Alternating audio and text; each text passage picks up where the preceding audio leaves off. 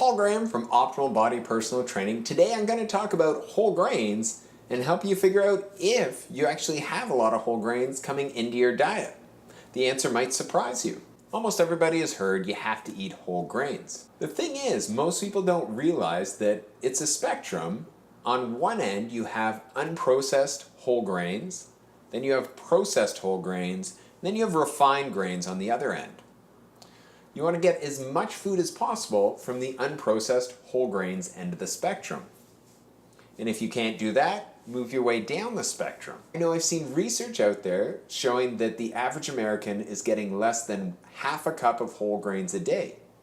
Most people think they're doing a lot better in this area than they actually are because of a little trick that the food industry does. So first, why are whole grains important?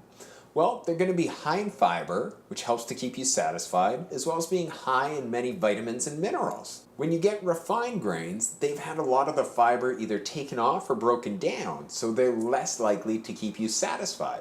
So it's easier to eat more of them. The example I always use with people is to stop and think, if you had a cup of wild rice and you were eating that, would you get satisfied pretty quickly and not even finish the cup of rice?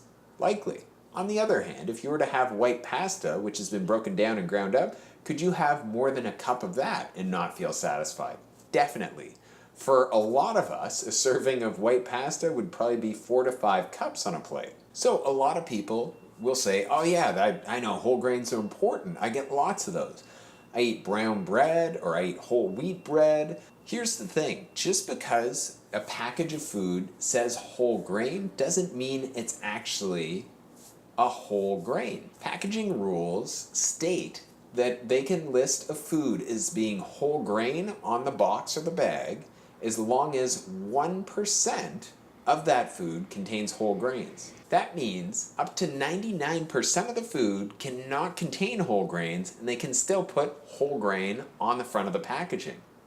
So you have to be very careful. These foods could lack nutritional value, making them easier to overeat them. Commonly, you'll see this where people think they're getting whole grains, but they're actually not getting anywhere close to a serving with foods like cereals, crackers, and breads. So when I say whole food sources of whole grains, what am I talking about? These are things like steel cut oats, amaranth, barley flakes, millet flakes, quinoa, and other similar whole food, less processed versions of these whole grains. So what I would challenge you to do is over the next week, stop and identify how much actual whole grain servings are you getting. You'll probably be surprised at how low the number is.